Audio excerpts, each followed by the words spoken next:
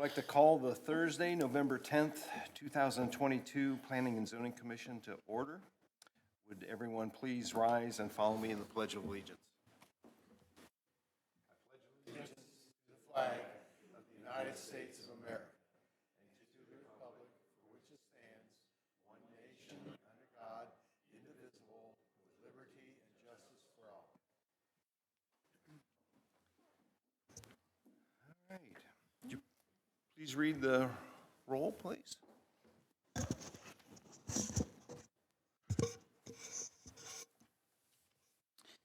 Mr. Gutnick? Here. Mr. Louie? Present. Chairman Muther? Here. Ms. Nixon will be excused. Mr. Panet? Here. Vice Chair Schneck? Here. Mr. Utley? Here. We have a quorum. Thank you. Has everybody had a chance to look at the October 13th meeting minutes? Does anybody have any additions, corrections, anything? Okay, hearing none, I'll make a motion to approve the October 13th, 2022 meeting minutes. All in favor, please second. I'll second the motion, Mr. Chairman. All in favor, please say aye. Aye. All opposed? Meeting minutes are approved. Thank you. Anyone in the audience tonight and anybody presenting, if you intend to talk to us tonight, would you please stand and take the oath to tell the truth, please?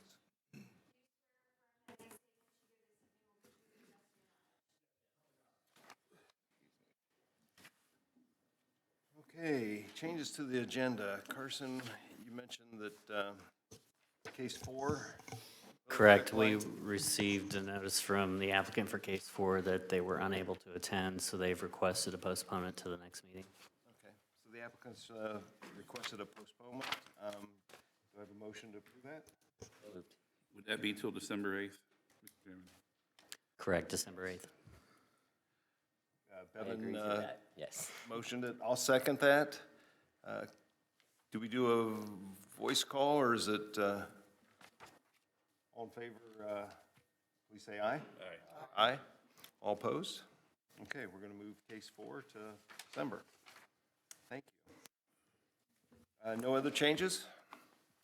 Okay, we'll move on then with case number 1. Plat 229, the courtyards at Carr Farm, Section 4, east side of Leopard Road, approximately 2,000 feet north of Davidson Road, for review and approval of a final plat under the provisions of Hilliard Code Section 1188.05 and the Carr Farms PUD concept plan for a development consisting of 38 single-family lots on 13.026 acres.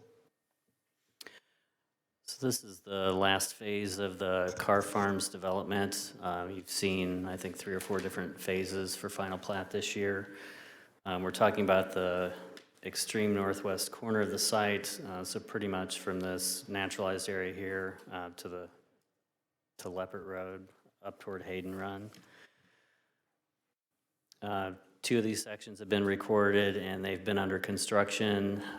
We have 3 of the plats that have gone through the process but are yet to be recorded, and this will be the final one to go through the public process. So this includes 38 lots and some open space. It's indicated in the approved concept plan that was approved as part of the rezoning.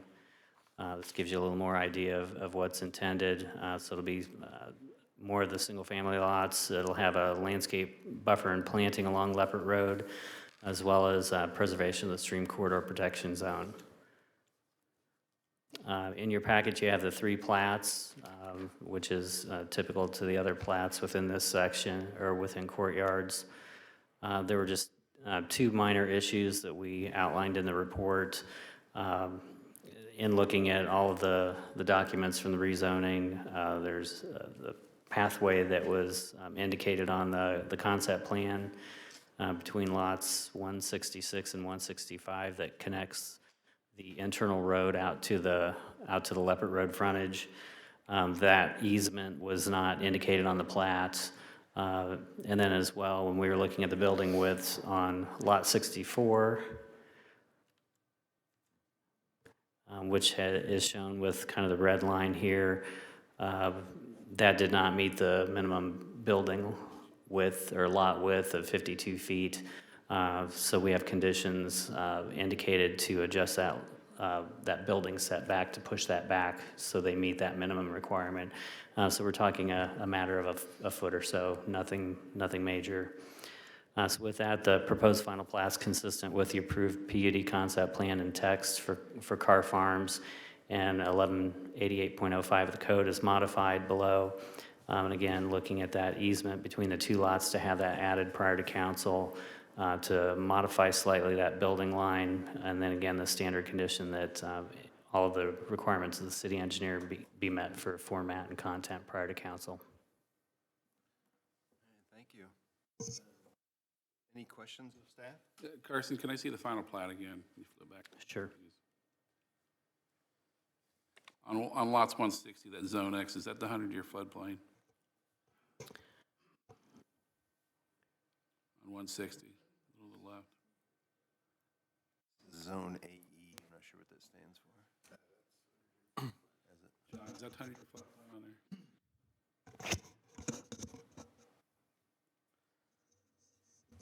Normally, normally I think Zone X is 500-year floodplain. Just want to make sure that the future homeowner knows that that's part of the 100-year floodplain. I know the house will be out of it, but still have a backyard that's in the 100-year floodplain. Normally Zone X is 500-year, I believe. Okay, thank you. All right, I think that's all the questions I had. Anybody else? All A right. quick one. Is it a multi-use path along Leopard Road? Along Leopard, it does have the multi-use path. I'd have to check the civil documents to see what the connector is between that path and the lots. How far north does it go?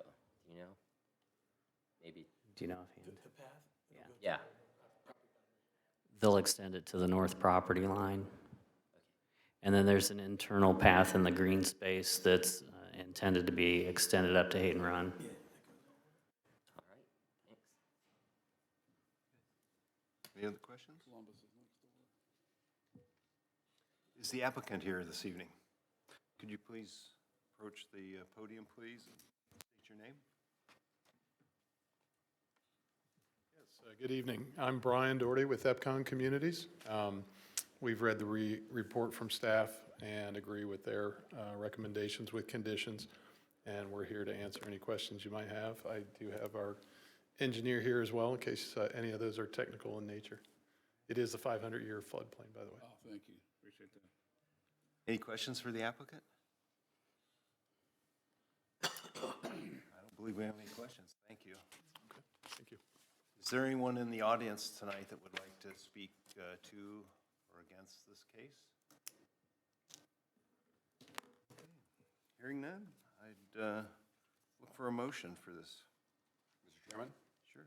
Case number 1, Plat 229, Plat dash 22-9, the courtyards at Carr Farms, Section 4. I'd like to make a motion to approve the proposed final plat with the following 3 conditions. Number 1, that an easement be added between lots 165 and 166 to provide pedestrian connectivity as identified in the approved PUD concept plan. Number 2, the building line on lot 164 be amended to demonstrate the minimum 52-foot lot width required by the PUD text. And number 3, that the final plat meet the requirements of the city engineer for format and content prior to being scheduled on a city council agenda. We have a motion. Do we have a second? I'll second, Mr. Chairman. Thank you. Mr. Gutnick. Roll, please. Mr. Utley? Vice Chair Schneck? Yes. Mr. Panet? Yes. Mr. Louie? Yes. Mr. Gutnick? Yes. Chairman Muther? Yes. Motion passes. Thank you. Moving on to case number 2, PZ-22-60, Boyles Family Dental, 3511 Main Street, for review and approval of a variance under the provisions of Hilliard Code Section 1129.08 to increase the maximum permitted sign height from 7 feet to 9 feet and to reduce the minimum required setback from 7.9 feet to 5 feet for a monument-style ground sign. So this again is a request for signage, dental office on Main Street, AutoZone's to the north, HER Realtors is to the south. It's multi-tenant that includes Farmers Insurance. However, this is for the dental office. They actually own the property, so that's why you're not seeing a secondary tenant. This gives you an idea of where they're generally looking to place the sign. As noted in your report, there's some elevation change that's kind of hard to see from the street. But they have some visibility issues. The AutoZone parking lot is a couple feet higher than their parking lot, has an additional hedgerow, so about a 5-foot elevation change or blockage. To the south, there's fairly extensive utility boxes and infrastructure that are fenced, as well as the high-tension power poles. What's proposed is to take out one of the parking spaces along Main Street, and then to install the monument sign basically in the center of the space. So the setback would be 5 feet. Previously, this site had a variance that reduced the setback from 15 to the 7.9. They're requesting, based on all of the visibility issues, to have a slight reduction to that to accommodate the sign. This would be the general area where it would be located. And again, there's a pretty significant visibility issue due to the grade change. And this gives you a view looking toward the south. So what's proposed is a 9-foot sign. In terms of the square footage, it complies with code. Because of the visibility, they'd like to have a narrower but higher sign than what the code would allow. They're also looking to implement landscaping around the base of the sign. This gives you a general rendering of what that would look like. They're also proposing to remove the pavement and then to add in grass to help with stormwater management so that the landscaping doesn't end up washing into the parking lot. They do have some stormwater issues because this kind of sits into basically a depression compared to all of the surrounding properties. So that's something they're trying to accommodate with the placement. Staff feels that the elevation of the site and the obstructions create limitations that when you factor in traffic speeds make it difficult to see the site. The proposed plan generally blends with the surrounding area, and staff feels it meets the spirit and the intent of the code, and with that we would recommend approval with condition to get a sign permit prior to installation. Thank you. Any questions for staff? I have one. I read that you guys have contacted AutoZone to remove shrubbery. Are they required to do that, or are we just asking them to do that? No, we were trying to find solutions to provide more visibility for the dental office.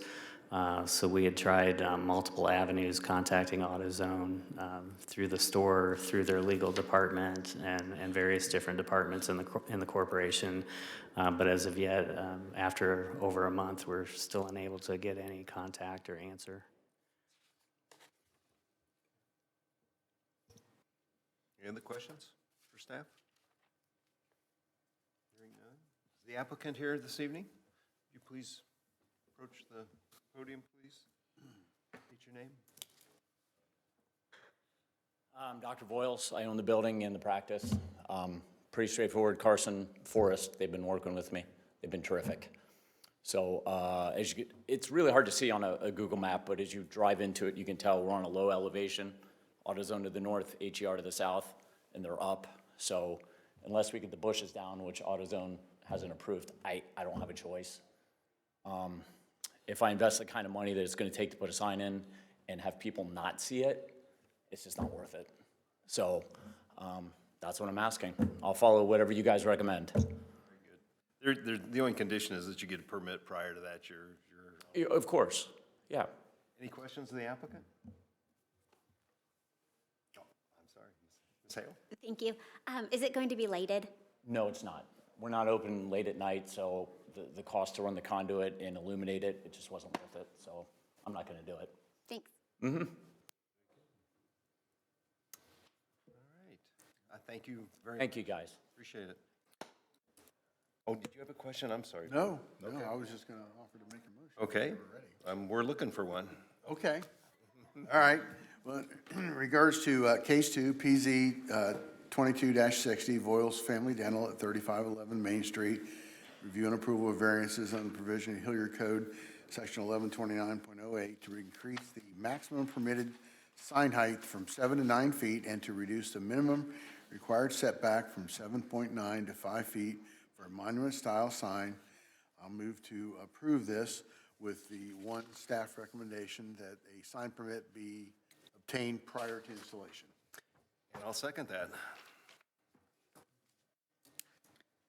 All right. Mr. Louie? Yes. Mr. Gutnick? Yes. Chairman Muther? Yes. Mr. Panet? Yes. Vice Chair Schneck? Yes. Mr. Utley? Yes. Motion passes. Thank you. Moving on to case number 3, PZ-22-61, Lakon Road, multi-tenant sign located at 3700 and 3720 Lakon Road for review and approval of a sign variance under the provisions of Hilliard Code Section 1129.08 to increase the maximum height from 7 feet to 10 feet, to increase the maximum sign area from 50 square feet to 77.33 square feet, and to permit off-premise business identification for multi-tenant monument-style ground sign. This is an application for another sign variance for a monument sign. The situation that we're looking at with this is kind of unique. The area that's highlighted in yellow is the entire area that would be covered by the monument sign. Lakon Road is the public street upon which the sign would front. However, East Hill Drive and Edgecombe to the south are both private drives. So these particular parcels back here at 3808, 3810, and all the way back to 3690 are actually addressed through Lakon Road. So it's been quite difficult for the fire department and safety services to actually be aware of everything that's back here when they're on runs. A while back, earlier this year, this property had submitted for a sign permit, which was approved. And at that time, we were trying to work with them, based on some concerns from the fire department, to try to find a way to actually get all of these properties to work together so that we could get identification out onto Lakon Road. The area that the sign would be placed is generally here where the arrow is. Again, it would be more in square footage than the code would allow. The code limits it to 50 square feet. They're requesting 73 square feet. As far as the placement, it would meet code requirements in terms of setback. However, because, going back to the map here, because we're talking about some additional properties that would either have a tenant panel or be recognized through the address, technically in the code, those are off-premise signs, so that would require a variance for those to be added to the application. This is the permit that was granted earlier in the year, and so they were looking at solely the tenants that were on that particular property. In talking with fire department and code enforcement, we then started to work with them to see if there was a way that we could actually help to actually identify all of the other properties that are hidden back there. What's proposed is on the screen right now, so it would be 10 feet in height versus the 7 that's allowed by code, and again, 73.3 instead of 50 square feet. There are 13 tenant panels that are located on this currently. There's some discrepancy as to how many tenants and businesses are back there. Again, this is another code enforcement issue. We don't actually have zoning certificates for almost all of the businesses back there. So this will be something that'll be tied to some code enforcement follow-up to make sure that we can actually identify the businesses, get an actual certificate so that we have something on record in terms of the use. as well as what fire needs for identification. So this is the tenant map that was included. We're still trying to verify all of these. This has gotten much more complicated than when we first started, so we're trying to verify all the businesses at this point. They would landscape the sign per code, and then based on what's proposed, we find that the package is generally consistent with the intent of the code, even though it's much larger. We are talking about a unique circumstance where there's a lot of different signs or business identification that we're trying to get into one location. Again, this is something that was brought forward because of safety issues. We feel that the proposed coordinated plan with some minor modifications will prevent sign clutter and not impact the surrounding area. You'll notice in your report, we recommended approval with 4 conditions.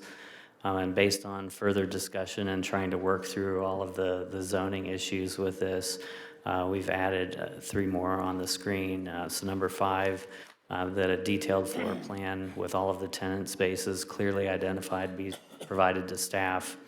Number 6, that a zoning certificate and a sign permits obtained from each business, whether they're on a tenant panel or not within that development area. And number 7, that the businesses are permitted to have no more than 1 panel on the approved sign.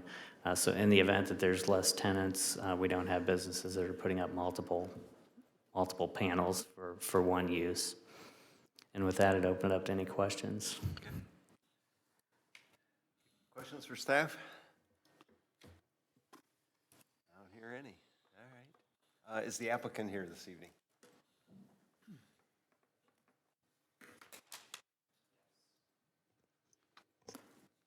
Please state your name. My name is Jim McFarland with zoningresources.com. I represent the project.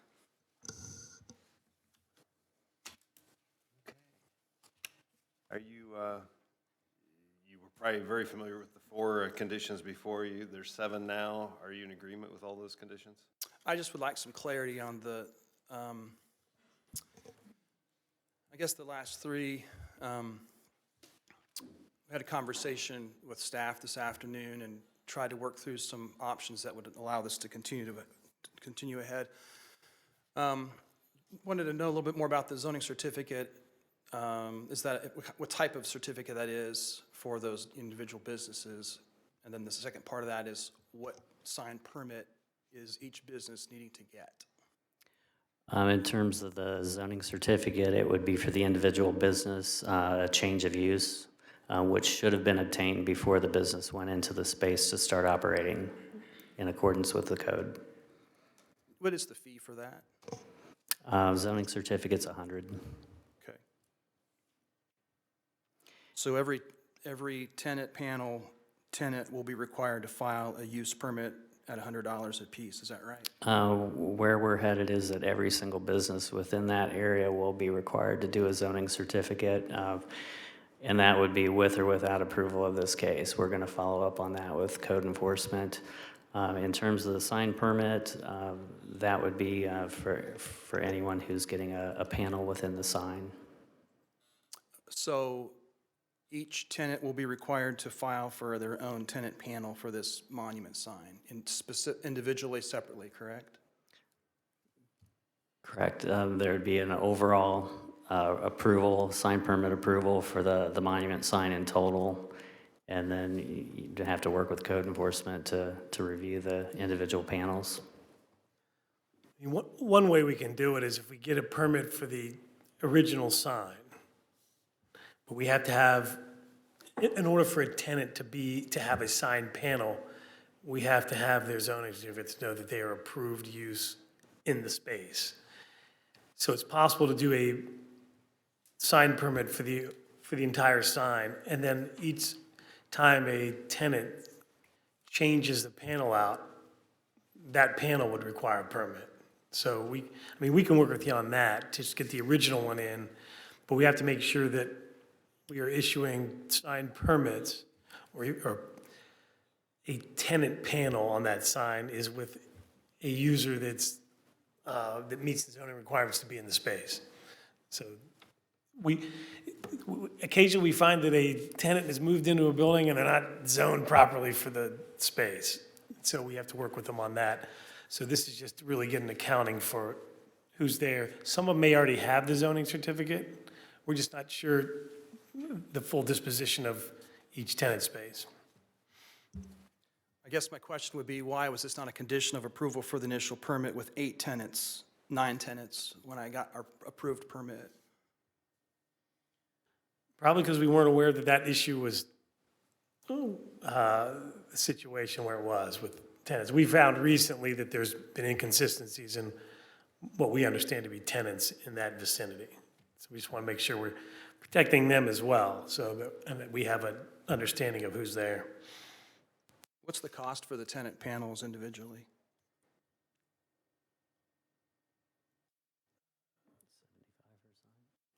Well, just for the tenant panel on the sign?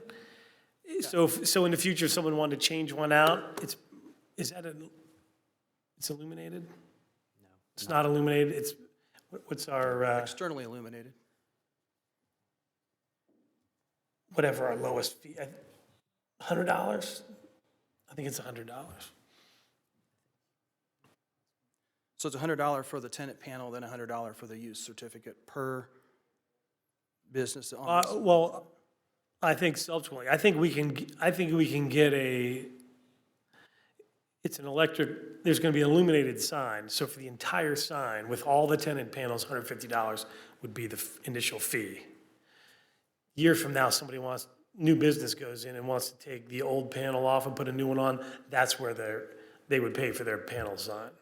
Okay, so future businesses, be will be, 100. just to clarify, the future businesses that come in here will be required to pay a $100 use permit and a $100 new tenant panel for their new business sign? Correct. Okay. And so you're also wanting to make that a condition to this monument being approved tonight, is that each tenant who just a few months ago wasn't required to pay that fee, now tonight they're going to have to pay that $200 fee. Say that again? Just to clarify that the tenants that are on the initial monument that was approved without this condition and didn't have to pay the use fee or the signed tenant panel fee are going to have to do that tonight. Well, whether this was a condition, even in the old one, they should have had a zoning certificate, so they were gonna have to do that. It wasn't expressed previously because we weren't aware that this was the situation. There's a number of tenants that appeared on that sign that we are not aware of. And so, did they get an occupancy permit? Did they do changes there without permits? Is it a safe space? We don't know. So, and is it okay from a zoning standpoint? So this is really to make them aware, this is what you're supposed to do. And if they're operating, they should have had the zoning certificate back before they even started operating. What they do is say, hey, this is our use, this is our location, are we zoned okay? And then we do all that, and then when they are, now you can have a sign, because we don't issue sign permits if they don't have a zoning certificate. Sure. So I would say on this one, each tenant who doesn't have a current zoning certificate, they're supposed to get one as soon as possible. I'm not saying that they each have to pay $100 for this, that's between who builds the sign and puts tenant panels on it. But there's not gonna be an individual $100 charge for each tenant panel with the initial sign. With this tonight decision. So if this sign gets approved, just like you're showing it, and you've got 13 potential tenants, including Dynamite, and all, the fee, the sign permit fee would be $150 because it's an illuminated sign for the entire thing, total. It's not until we start changing out sign panels, because what we need to make sure when they change out panels is that somebody's not changing the illumination method, the electrical stuff. We just make sure that that's not going to be a hazard. So we have to inspect those type of things. That's why there's a fee. Okay. And also, there's not been any violations issued to any of the current tenants that you might know of that are occupying any of these addresses right now? That's correct. We're not aware because some of them we're not sure what's happening. Some of them, I think some of them do have zoning certificates. And we also have a new system. So some of the carryover from old system to new system, sometimes have to go down to the dungeon and start digging through boxes and find the original paper. We now have electronic systems. So if they have a copy of it and say, oh no, we got this back in 2006, that'll be fine. Okay. We just want to make sure we are all together with the information. What additional graphics will the different tenants be allowed to have in addition to a tenant panel? Well, each tenant is allowed to have a wall sign on their tenant space.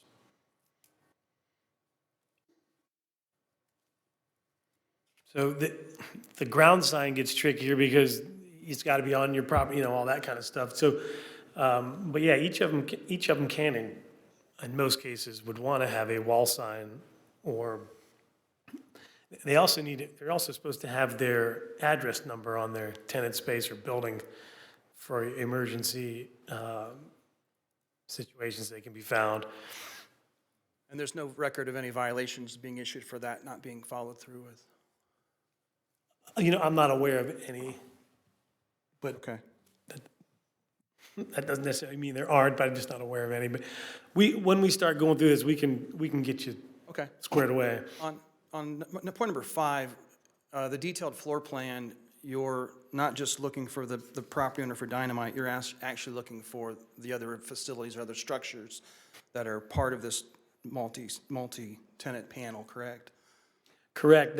So part of the reason for that is so that we can adequately determine if they are, if they're zoned for it, number one. So a lot of things go into this. The floor plan is the only way you can determine, do you meet the parking requirement on your site? So some uses have different parking requirements. I can't imagine this can be problematic because of the nature of that site, but it's just so that we have the paperwork. You're at this tenant space, and that the building department's aware that that is the tenant space. We didn't put up extra walls without inspections and that kind of stuff. So that'll just be kind of a housekeeping thing.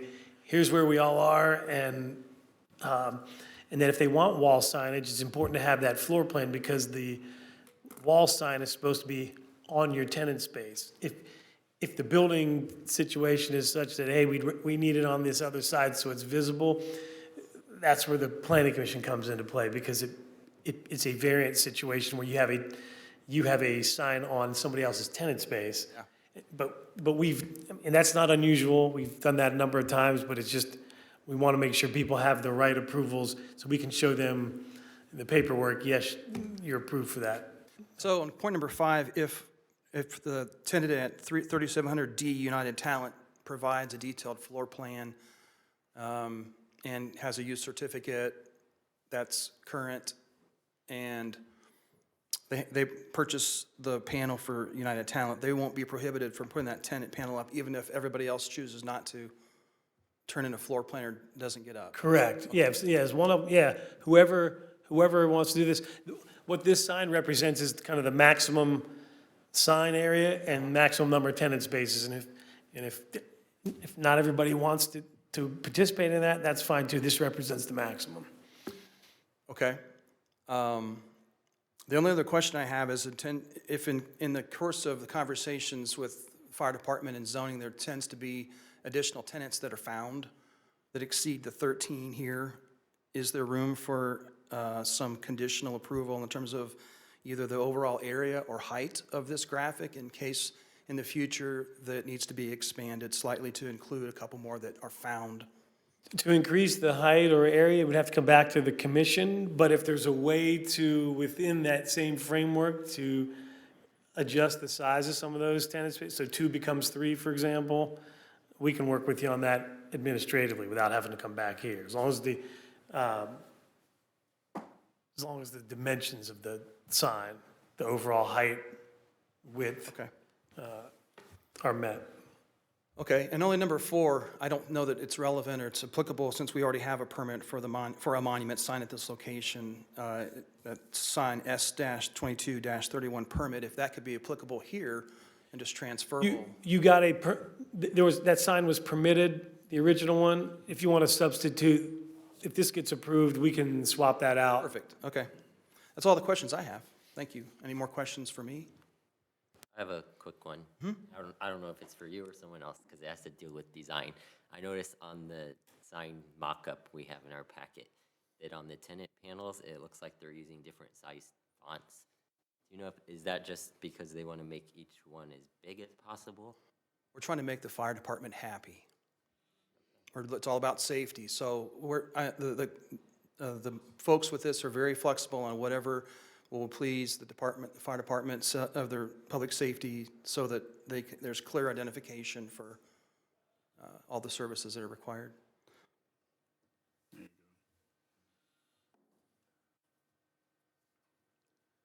John, while he's still up here, condition number 4, does that need changed in any way, or is it appropriate the way it's written?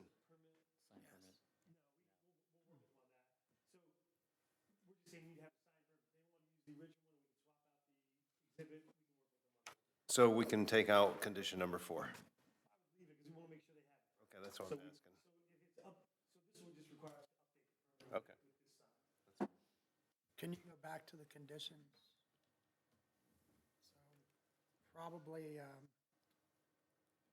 number 6, sign permit to be obtained for each future business, or to take that out? Because it sounds like we don't need individual permitted for signs for each business, and as it stands now, that's existing here. But that'll be a reminder in the future that, So we need to add the word future. yeah, so what we working with them on, each business will have a sign permit on the original one because we're gonna approve that sign permit. Okay. Then, yeah, so then in the future, that's really what this one's for. Any other questions of the applicant? Thank you for being here this evening. You're welcome. Appreciate it.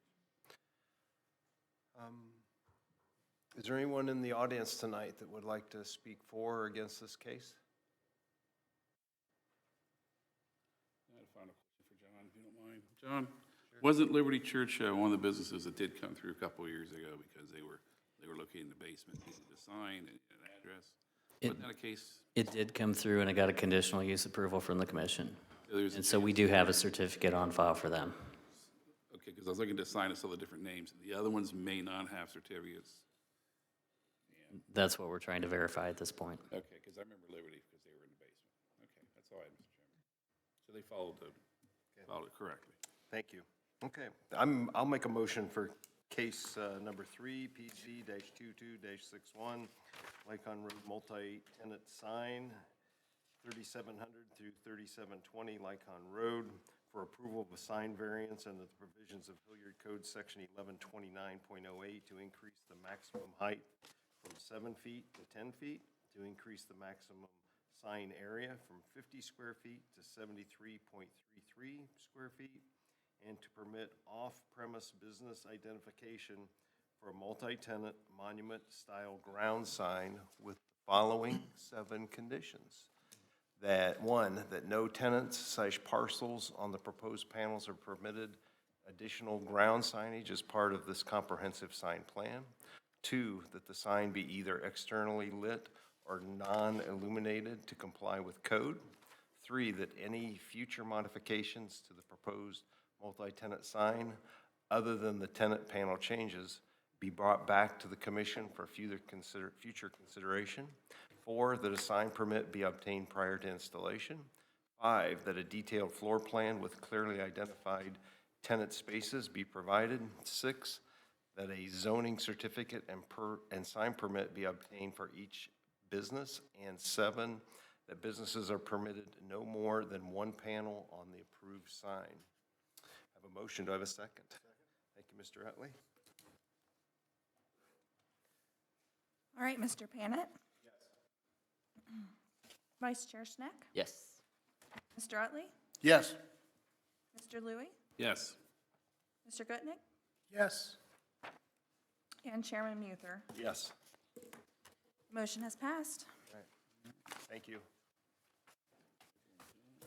Moving on to case number 5, PZ-22-63, Eco Park, located at 3401 Mill Run Drive, for review and approval of a revised PUD final development plan under the provisions of Hilliard Code Section 11/17/08, and the Mill Run PUD concept plan for a 15,000 square foot addition to the existing building, a new 36,000 square foot building, and a 0.36 acre fenced outdoor storage area.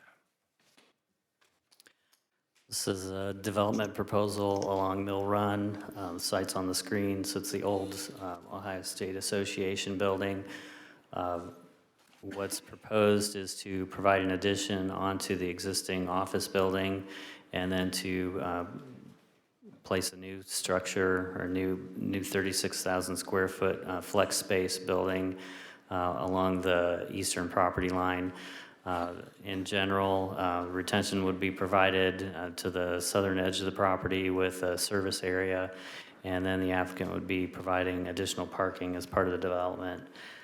The text was provided within your packet for the PUD, so you could review all of the requirements that apply to this particular development. In particular, things to note are the architectural standards, which require consistency with the main building.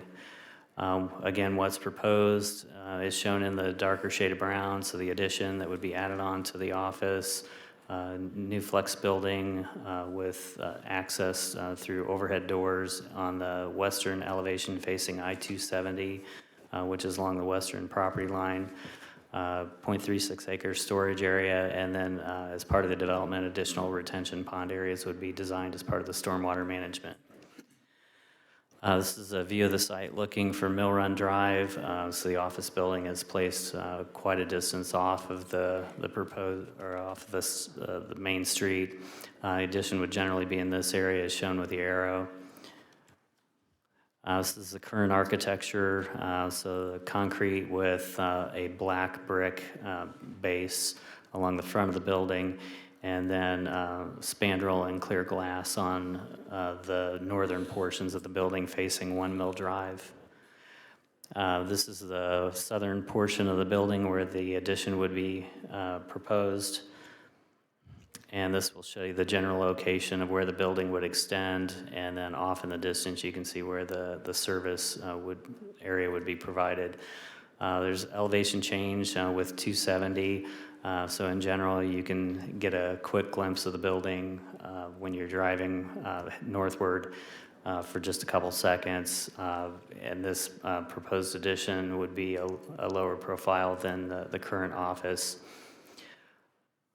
Architectural elevations in your packet indicate that they're proposing to extend the brick treatment across the front of the addition. They're also looking to do a galvalume or galvanized metal treatment, which has a kind of a higher tech kind of flex look to it. Facing the wooded area to the south, they would extend the aluminum or the galvanized treatment, and then also carry that through on the west elevation, which would be visible toward I-270. The portion that's offset that would be facing the 1 Mill Run development to the north would also extend that brick feature with a wraparound, so that would be on the kind of the water course or lower area of that portion as well. That gives you a close-up of the brick that they would be matching. The applicant provided some prototypes for the buildings in general to give you an idea of the kind of character that they're looking for. And in particular, what's proposed as part of this package is looking to utilize 2 different kinds of metal, so you get different color, shade, as well as texture or pattern.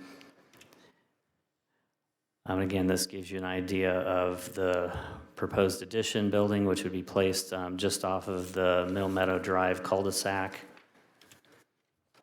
This is the general area looking from the existing parking lot to the south. So again, the service and retention area toward I-270 and the railroad. This is the general area along the assisted living facility where the building would be placed.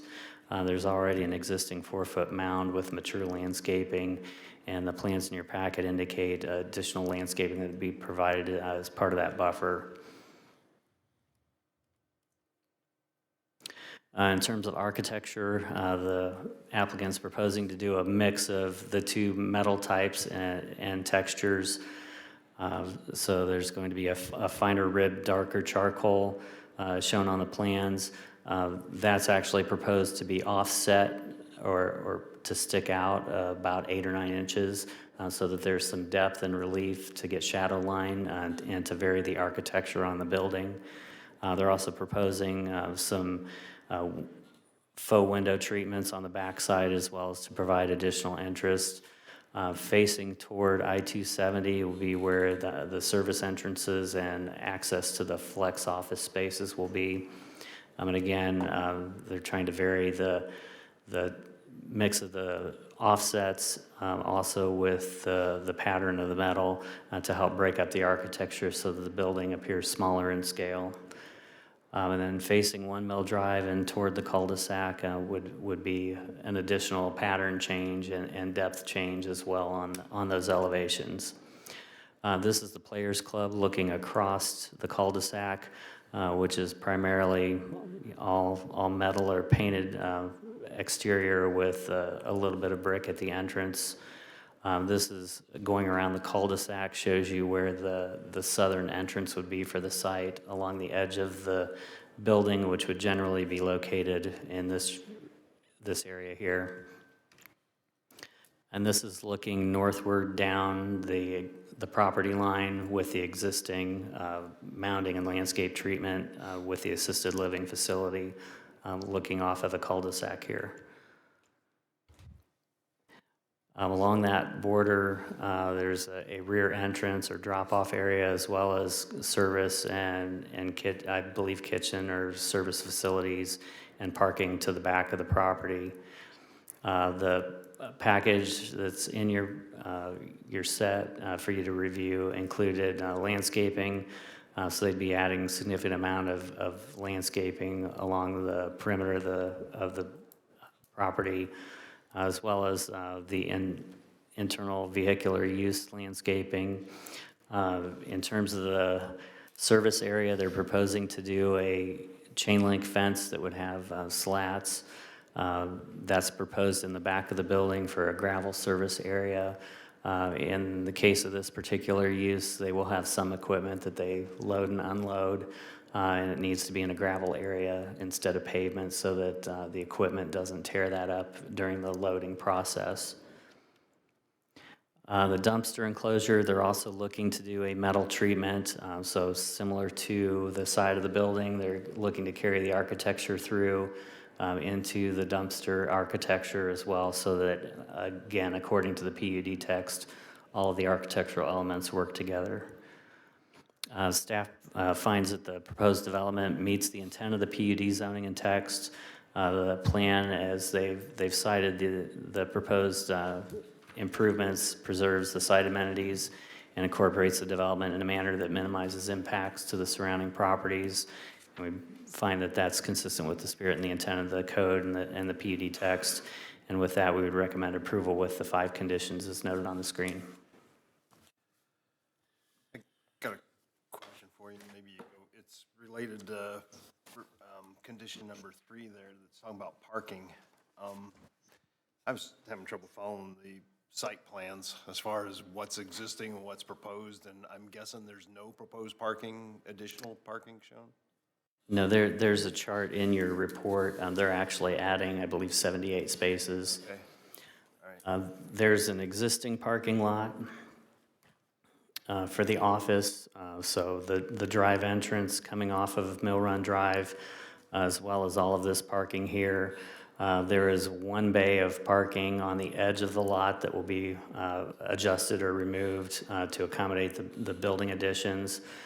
So all of the parking indicated on your plan on the southern half would be new additional parking. Everything on that site plan is proposed? Yes. Okay. Does that include the dumpster enclosure? Is that changing? That includes a new dumpster enclosure in this location. Because of the business, they need it in a location where they can easily access that with trucks at the end of their service day. So they do have it placed within a large paved area. So there is additional opportunity for them to easily accommodate any parking spaces that would be needed to meet the offset for code. Carson? I was gonna say, I asked about the dumpster because I saw one sitting outside the current screening in one of the pictures. There was a dumpster that is on the assisted living facility.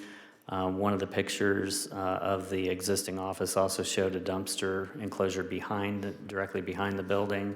That would actually be removed. That would be where the building addition occurs, and then they would be putting a new dumpster enclosure further to the south in between the addition and the service yard.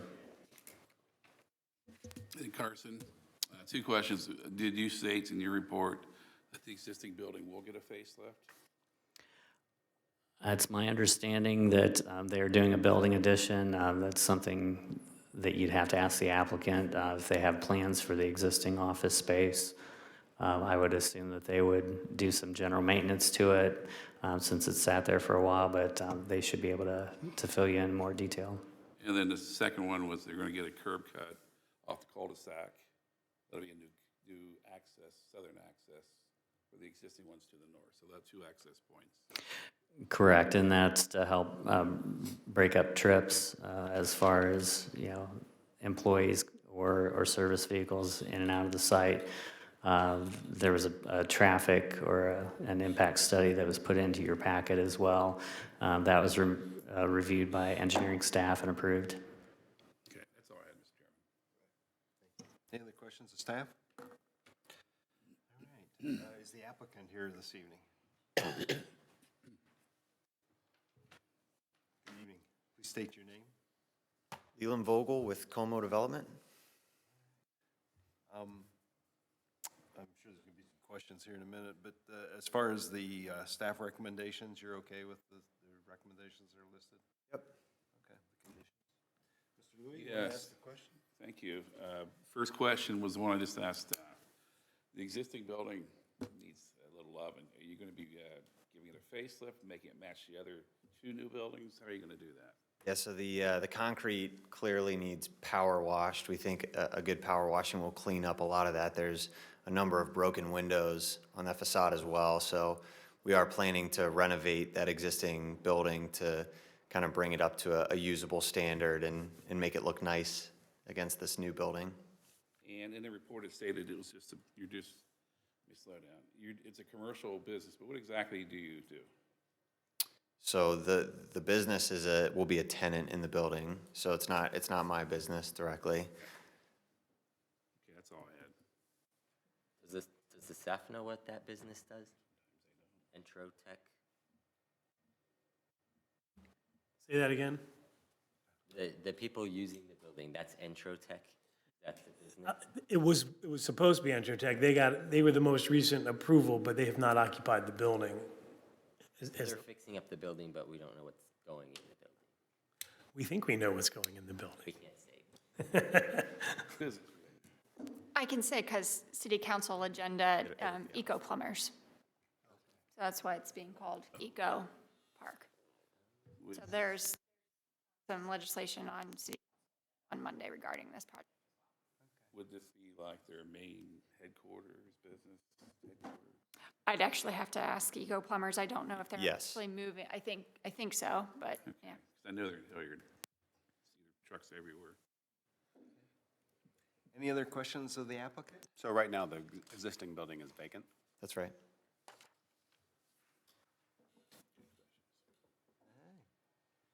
Thank you Thank you. for being here tonight. Is there anyone in the audience tonight that would like to speak for or against this case? Hearing none, I'd look for a motion then. Mr. Chair? I move to approve case 5 PZ-22-63 Eco Park at 3401 Mill Run Drive for the approval of a revised PUD final development plan under the provisions of Hilliard Code Section 1117.08 and the Mill Run PUD concept plan for a 15,000 square foot addition to the existing building, a new 36,000 square foot building, and a 0.36 acre fenced outdoor storage area. with the following 5 conditions. Number 1, that detailed stormwater design be finalized to the satisfaction of the city engineer. Number 2, that landscape plans are modified as noted in this report to meet provisions of the code subject to staff approval. Number 3, that the site plan be adjusted to include additional parking spaces, or that floor plans for the existing office be provided that demonstrate additional spaces are not required. Number 4, that tree survey, tree replacement information be updated to include individual tree information as required by code. And number 5, that a revised lighting plan with ISO candela measurements be provided that demonstrates code compliance. I'll second that motion.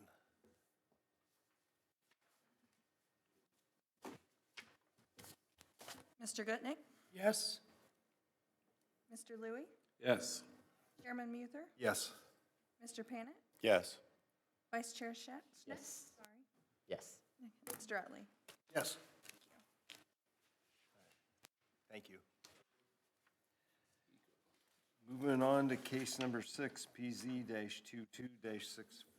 True Point, west side of Truman Boulevard, approximately 1,500 feet south of Davidson Road, for review and approval of a PUD final development plan under the provisions of Hilliard Code Section 1117.08 and the Soma Company PUD concept plan for a development consisting of 11 building lots, 359 multifamily dwelling units in 5 buildings, a 6-story parking garage with 616 parking spaces, and a 6-story parking garage with 708 parking spaces on 27.73 acres.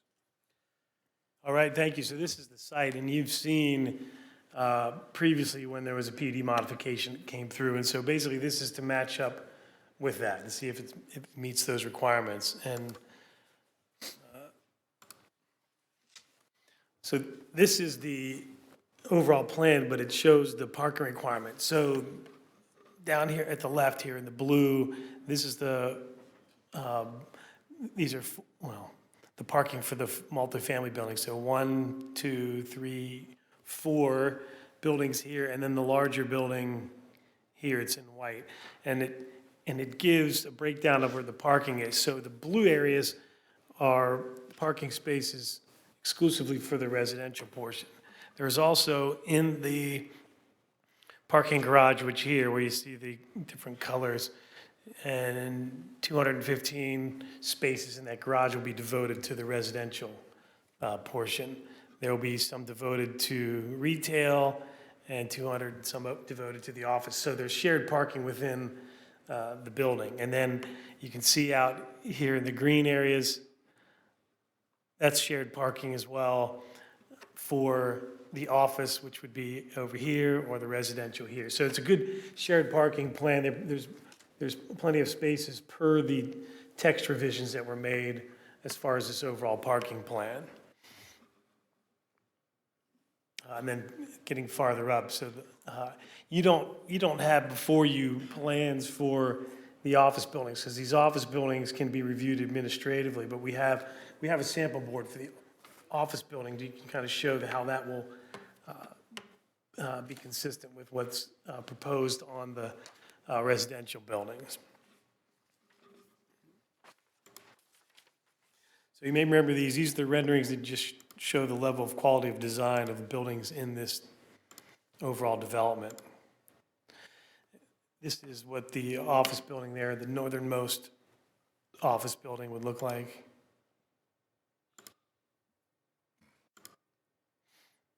So again, this is just the overall plan. So this is the large residential building. So we back up here.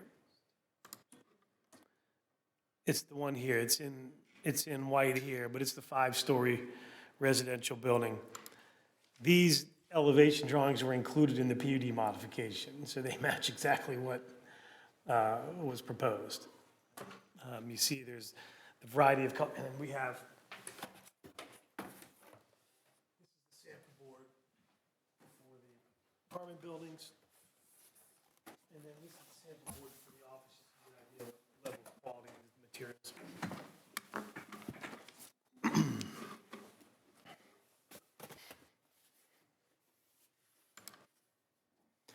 these are the three-story residential buildings. So you see the same materials, similar level of quality of design. You can see the rhythm of the window openings. There are changes in plane, changes in color, changes in material, consistent with the larger building. And so these are consistent with the text.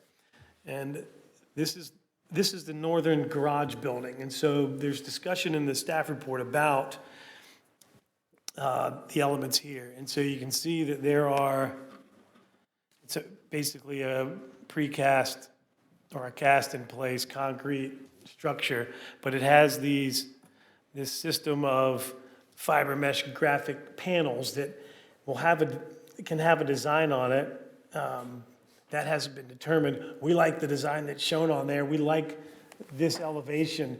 It really adds to the look of a garage building and makes it look more like it belongs in the office park by breaking up that long building with those panels. And so the elevation at the top, this is what you see from the I-270 side.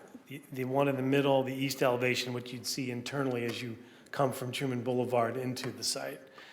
And then you see the south and north elevations on the side. But you see how it incorporates what looks like the elevator stairwell like you'd have in an office building, and that rhythm of those panels we think is great and is exactly what we wanted to have in terms of a parking garage that just doesn't look like a parking garage, at least at first blush. It'll take away that just stark look. So we think they did a good job on this. Then this is the parking garage that's immediately west of that 5-story residential building. And so this top elevation is what you'd see from I-270, if we need to go back to that.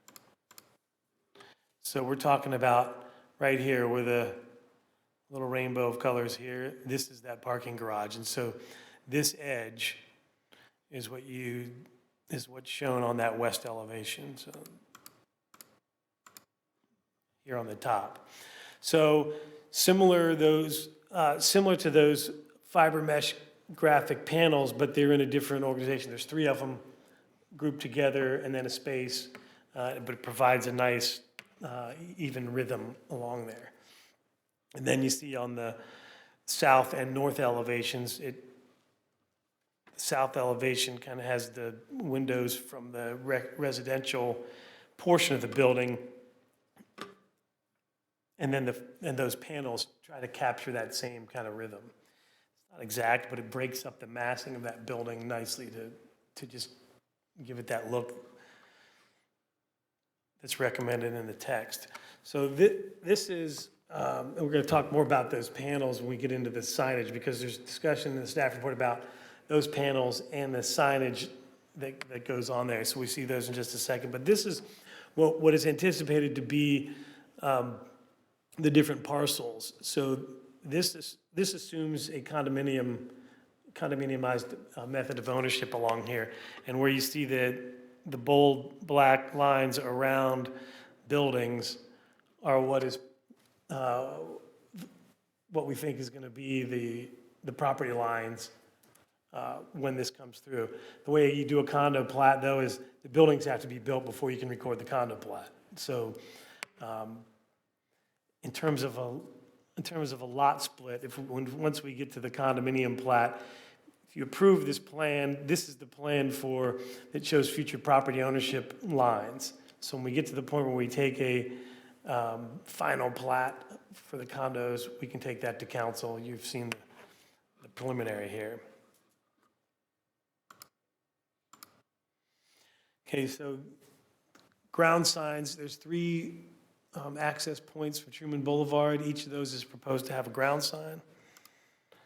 So you see the primary one at the middle access point, and then each of these 2, this would be one at the north end, with an office building name on it, and then this is the residential name. So this is 12 feet tall, so it's taller than our code allows. outright, but we think this is a good design. It's large, it has enough for some extra panels on it. By way of comparison, on the Equity site to the north, some years ago, there was a signage package, and because they had so many tenants, and it was to eliminate some confusion on the site, they have this 9.5-foot tall sign with multiple tenant panels. It was simple design, but it was really effective in helping people know which way to go, because there were 3 buildings on that site. And so the sign that's proposed is in keeping with that same idea. I think the angled look is nice. It adds a different touch to that. Has the name of the overall development, and then there's room for 5 tenant panels. We think this is appropriate. They all sit back at 15 feet from the right-of-way line. This is more in line with the strict code dimensions, 7 feet tall, 50 square feet, and it'll have 1 tenant on it. So then the rest of these, so you can see there's a sign here in the southernmost building. It's a residential building facing the freeway. And then on the large residential building here, these 2 signs, we'll see those.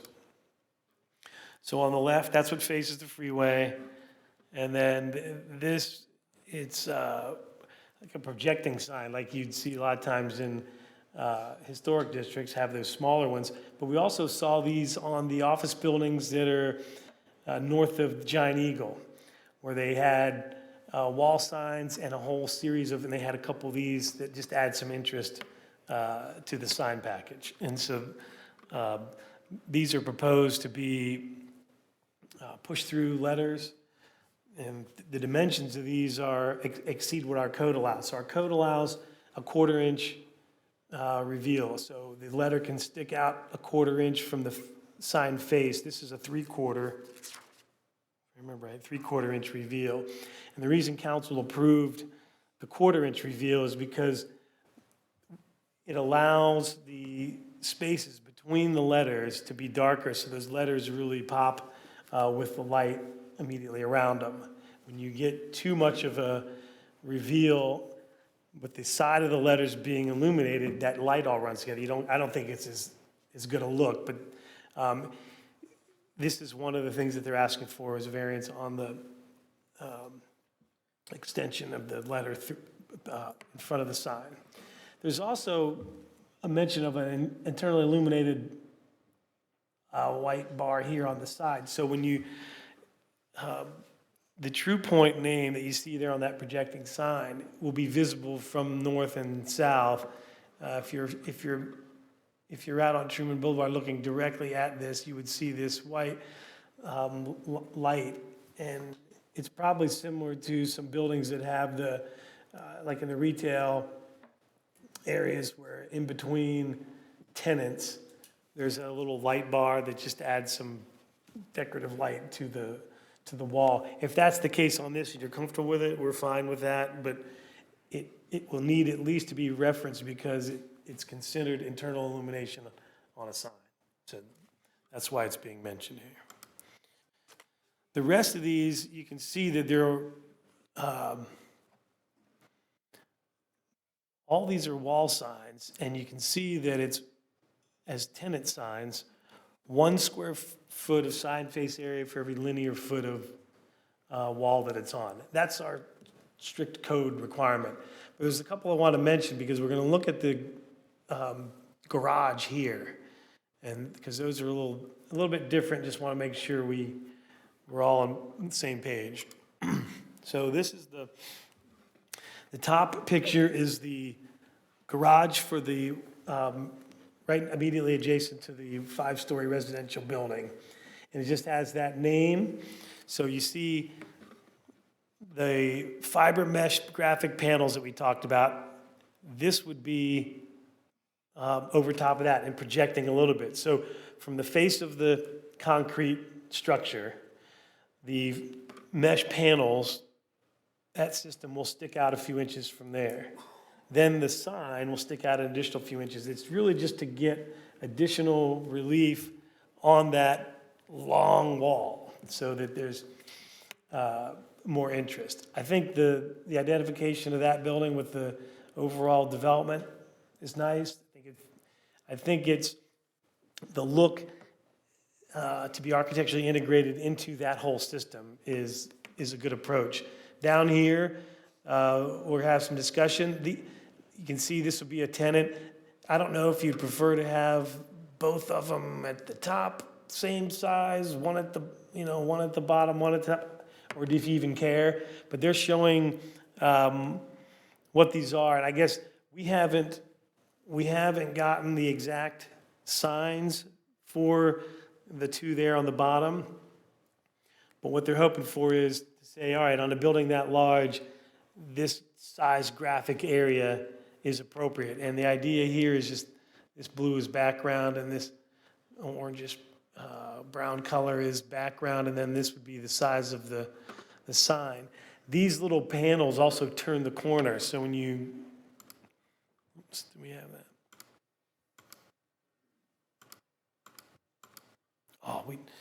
Well, this blue area wraps the corner, and so does this orange area. Turns the corner, so on the north and south sides of this, it's a continuation of that fact. It doesn't have a sign on it, but what the applicant is going to want to know is, are we okay with the locations and sizes of these areas? And then we can work with them on what they eventually will look like. They will probably not know for a couple months what the actual sign is, but then we would bring them back to the commission for specific approval on colors, names, logos, lighting, and all that kind of stuff. So keeping in mind, office building, so this is looking from 270. There's an office building here on the north side of this. It will have kind of your standard office channel letters, facing the freeway. Same thing with the office building to the south. And this is just a hope to create some interest on that garage building, which are typically tough to make look cool. We think this will help do that.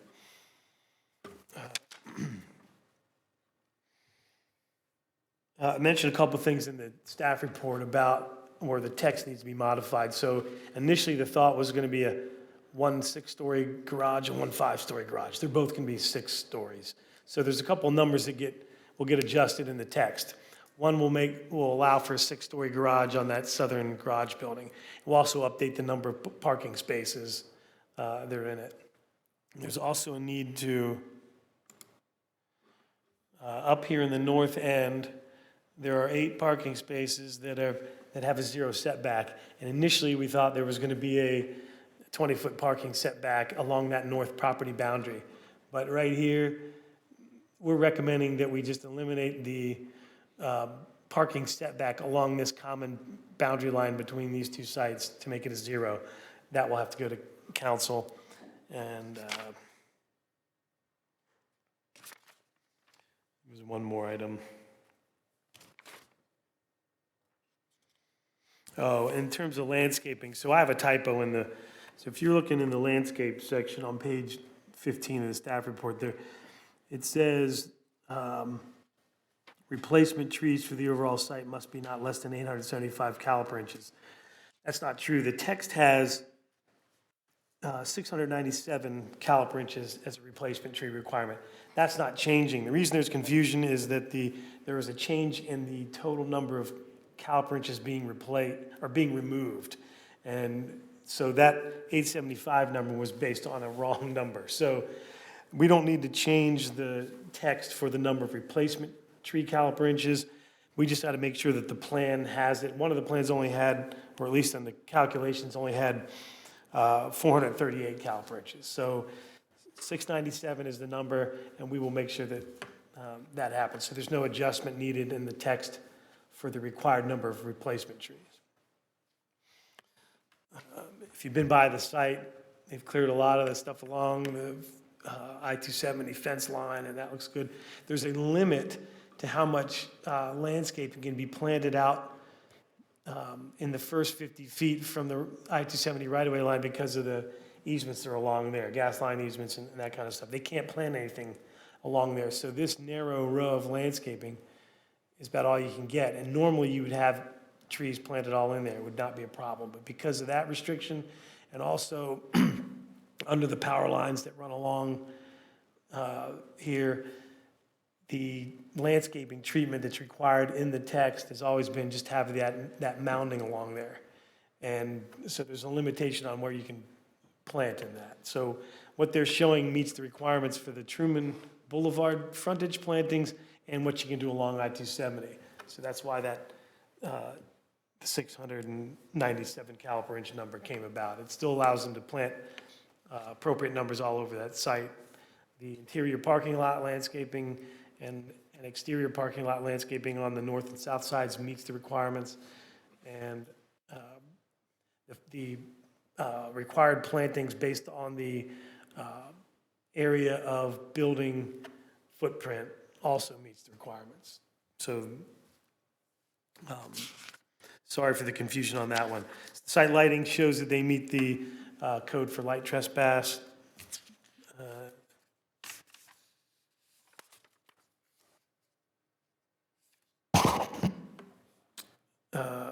And then just, there's discussion in staff report about parkland dedication or fee in lieu of land dedication. The site meets the requirement for open space on the site. So our code requires 10% of the site to be open space, though for recreation purposes and that kind of stuff. They are not, they don't count towards parkland dedication. So what we have worked with the applicant on is, and similar to the Giant Eagle site with Lifestyle and those offices where they have an asphalt path that goes all the way around that site that's a recreational amenity.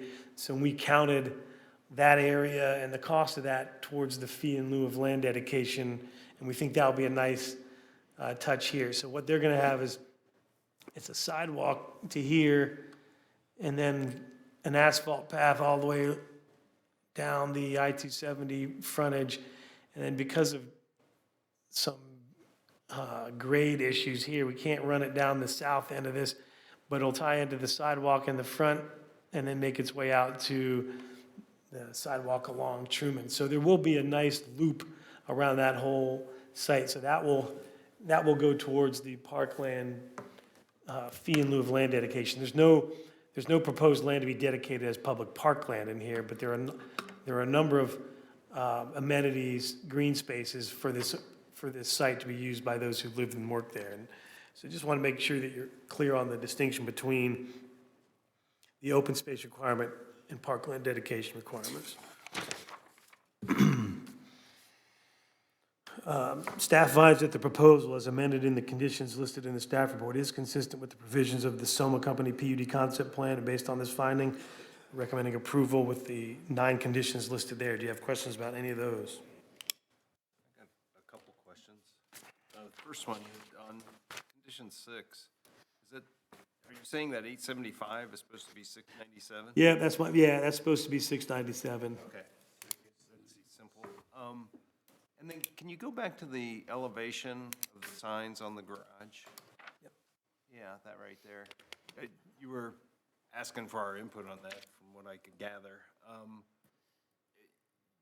This is what the landscape architects or the planners or whatever proposed. What does staff think of these locations and sizes? Generally, I like the idea of having something on that building that sets it apart. I think so for example, you look at the top one, and we took this around in our office to people who don't know about signs and architecture or anything, and they say, hey, what do you think of that? And they like the look of it. So I think and I think it looks good on there, that color and design, it makes it look like it's integrated into that building architecturally. Those buildings are huge. So if you calculate, now I calculated this entire blue area and this entire orange area, and the square footage of that does not exceed the total. If that were a big office building, it doesn't exceed the sign allowance because that building's so big. So I think, getting it right, we want to guard against, is that a billboard or is that something that looks cool that will fit in on that site? We saw some versions of these panels where they had some of these blue bubbly water things. I thought they were really cool. so we may still get some of that. But if you look at the designs that are on those, I could live with those. I think those look cool. I think this was really well done up here at the top too, the way that pattern is. But that may not be, that has not been determined yet, that that's gonna be it. So that's why we want to, if you're okay with size, or if you think, I mean, my only concern is, do you think it almost looks like this wants to be higher? But sometimes my taste is in my mouth and I don't know what I'm talking about in terms of what looks best. Or, you know, should this size match this one and look like it's in the corner like you would on an office building? I don't know. I think the idea is open to, you know, what do you want? I think that type of building should have something that's, you know, maybe unusual on it to help with the breaking up of that just long extent of that building. Well, I was looking at this, John, and, you know, those are large, obviously, buildings, and this is could create quite a statement and impression as the motoring public's driving by on 270 and so forth. I'm wondering, well, first of all, what you've presented, is this what the applicant wants to identify, like their, you know, obviously call attention to their residences and the medical center and so forth like that? That's the purpose of those signs? Yeah, so the one here in the blue is really going to be intended for the user of this building immediately north of it. Because these garage buildings are going to be really necessary for the office buildings. They're not office buildings, but they're going to be integral to the office building use. And then one here in the south, we hope this will be for the user of the building that's to the south of it. So it's kind of tie that whole thing together, saying that here's the offices, but this is a big element for that office campus. So these signs do have a commercial purpose to them? Is that, am I? Yes, to identify the user of that facility. I was wondering if it would be appropriate, or if you had thought about this, is, you know, as far as the architectural and the artistic use of these signs and so forth, if it would be appropriate to have the Hilliard Public Arts Commission be involved, and maybe work with the applicant as to what's appropriate. I'm just throwing this out. I just saw this tonight. You know, I don't know whether the applicant would be interested in that or not, but to me, this is a unique opportunity for our community. And the Public Arts Commission, we're starting to gain some traction, and there's a number of, you know, projects that we've received positive input on. But we also, you know, this would be something totally different. So, you know, whether that makes sense or not, I don't know. I'm just Well, that's a good thought. We can talk to the applicant about that, because I think we're going to have some time before we get to the final version of this. And, but I think they would like to start at least figuring out in terms of materials and sizes and costs and all that. Or conceptually, what? Conceptually, do you think something that big could be cool if it was done right and had the right look? Would you be okay with that number and size, I guess is what they would like to know? I want to throw that out. Yep, that's nice. Any other questions? Yeah. So, John, number 6, the 697 caliper, is that the minimum amount? Yes, that's the minimum number. Okay. Second question is, looking at the aerial view, I see lots of parking. Does the parking per, I guess, square foot of the intended buildings exceed the amount? Because it seems like a whole heck of a lot of parking. It meets, it exceeds a little bit only because there's some shared parking. So, but they're gonna need that when when you have leave the office, and some of it can be used for the residential and retail portion. So you have to have a little bit more to do that, but it's really the surface parking doesn't exceed. Where you get when you have the two garages, so it's not like you're gonna see just seas of asphalt. That's the beauty of this. It's gonna be in that garages, but they need to have a certain number to satisfy the tenants of those office buildings, and that number can vary widely by who goes in there and how many people they need to fit into that. But I think I think when you look at the surface parking, it's done in ways where you don't really see a huge stretch in any one spot. It's distributed nicely throughout. It's got landscaping and public areas in it because you have those massive garages. Yeah, when I see this, I see a sea of hard space. I don't see a sea of green anywhere, or, you know, so. Well, And the trees. when we color it up, it looks a little bit more green, but they meet the interior. I have one that's colored up, but it's. I've seen pictures, It's this long. renderings before, just this Yeah. aerial view shows me a lot of hard space. I see very little opportunities for. Well, and part of that's deceiving is the easement along 270 is so wide, that is a huge green area, 50 feet or more along that entire stretch. And then you have the green space along Truman as well, that takes care of a lot of that, but but you're right, there's a lot of hardscape, but there's,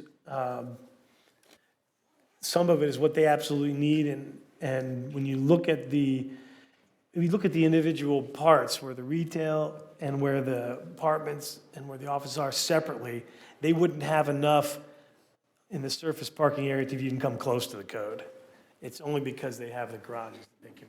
Because they're cramming every inch they possibly can with the building, so. I guess my point is, if they didn't use so much space for all the buildings, they wouldn't need all the parking, and therefore they could have some more green space, and more than just the minimum amount of trees. That's just my observation. I have a follow-up question. So on the parking where we had it split up, office, retail, and residential, is that just aspirational, or will that have signage? How's that being enforced? Say that again? Where we broke up the parking, it was the colored parking map. if you Yeah. will. And we had it split into office, residential, and retail. Will there be signage marking those, or is it aspirational? I don't know, I think there probably would be. When you go, there are some places you go and you can see that there are, you have their permit parking, and then for if you live there or if you work there, and then the open ones for public are not marked. So I would assume they're gonna have that, but applicant can probably tell you that one. We'll get to that. And then, so as far as the signs go, that was a lot of information. So, you guys had a lot of remarks on the signs in the packet. Is all of that addressed in the conditions you have? Yeah, so in our condition where it says, we think the fiber mesh graphic panels that are on the side of the building and the signage on the west sides of garage buildings should be provided and reviewed for approval by the commission together. Now, I think the applicant would be okay if you said, hey, we're comfortable with generally, but we want to see all the stuff before we approve it. The final development plan, site plan, the buildings for the residential buildings, the locations of the garage buildings and, the size of them, they can start going forward with what they need to do to start planning for that, knowing that it might be a couple months, but when we bring back the skin of the garages that have the panels, what's actually going to be on the panels? What are the graphics or the designs? Is it trees? Is it, I don't know, sunflowers? Or is it just a pattern like this that's not that's just a pattern, just break that up. Whatever that is, but I think they shouldn't clash. Whatever those panels are and then the signs are, it shouldn't clash. You should look at it and go, yeah, that looks nice. And that's what we want to bring back to the commission to look at it holistically. But everything else we're comfortable with. Not to belabor the garage situation, are there any walkways, elevated walkways between the garages in any of these buildings, medical, residential, business? Is it all surface walkway, or is there? Well, that you can note? this big garage here, I'm pretty sure is connected to, with this building. It's gonna have to be on a separate, no, is that right? It's on a separate lot? But it's interconnected here, so the different levels of this residential building will be connected to that garage. I'm not aware that there's any walkway on the other ones. Yeah, so the northern garage building, no, there wouldn't be any. And, There would be surface sidewalk connections, but not elevated connections. and as mentioned in the first time when you were here, these will be the largest buildings next to 270 with the largest signs we've ever approved. We want to get them right, so whether you come back the next time or you work with the Arts Council, I think working with the Arts Council, you might have a very unique sign for Central Ohio. I'll go on the record. We would be willing to work with the applicant and anyone else who's interested in talking about these signs. We've been talking to John. You want to talk to the applicant? Yeah. No, we don't want to. Would you please state your name? Thank you. Sean Boysko with Equity Construction Solutions. We're here as the design builder. We also have our design team, Ellen Puckett with MKSK, landscape and part of the branding as well that you've seen. John Iman with MA Design, responsible for the architecture of the buildings. Kyle Weber with Kleiningers, civil engineer. And Dave Jones, the president of ECS. We're all here for you. We're happy to answer a lot of your questions. I know there's a lot of information that came at you. Since we submitted over a month ago, there's also been a number of changes and clarifications that we've made over the past month. We're happy to share that with you and also talk through some of these recommendations as well. Who wants to start? Bill, you want to start with your comment about the Arts Council? Well, sure. So, would you folks be interested in having an input from the Arts Council as far as the design or the look of these large? I think there's a great opportunity to work with the Arts Council. We also have a number of public parks within this and opportunities for public art within those parks. Okay. If you want to talk about the garage themselves, whether it's the northern garage or the southern garage and those large sign panels that we have, it's difficult to share with you today because those primary tenants are still confidential. We haven't released that information yet. But those are going to be panels that are specifically branded to those key tenants. And these are the primary tenants of the office buildings. These aren't, so the office building to the north, they're going to occupy 100,000 square feet of office space. So they're pretty much the primary tenant of that office. So that blue piece is intended to be branded specifically for that tenant and to do something unique. Same thing with the office building to the south, the ABC Medical Office. That will be a medical office, some other letters, but it'll be another ABC Medical Office. That will be specifically branded to that user. They have very distinct branding. Love to entertain the Arts Council, but they're a much bigger entity than us, and they're going to have very strong opinions about what their branding looks like. Sure. You'll see it regionally, and you'll recognize it instantly once you see it.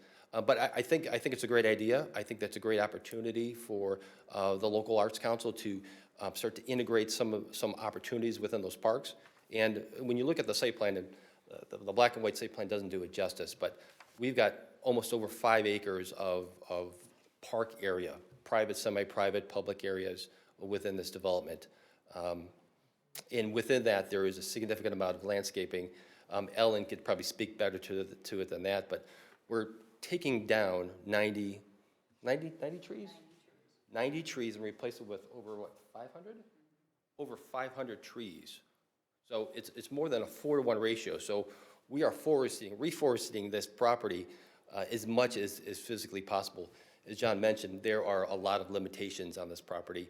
We've got a 50-foot gas line easement along 270 that we can't do anything in, and it's frustrating, and it's great, a great opportunity, but our hands are tied. That's why you see the pathway and the landscape pushed so far away from 270. There's a significant amount of utility easements along Truman Boulevard. That's why you see it's not just along this property, but all along Truman. There's no trees along, along that easement. There's limited trees along the right-of-way or within the right-of-way, but we just don't have the ability to put trees there. As a matter of fact, Letty's not here, but in the traffic study, they're also advocating taking down some of those trees along the right-of-way to improve visibility. So we'd love to try to maintain as many of those trees as possible. I've got a updated landscaping plan from MKSK that better shows and better illustrates the new tree replacement and what that looks like on the site. And when you see the updated plan, you'll see that it's a very thick, dense buffer between the property and the western property line. We're putting as many trees as we can in there.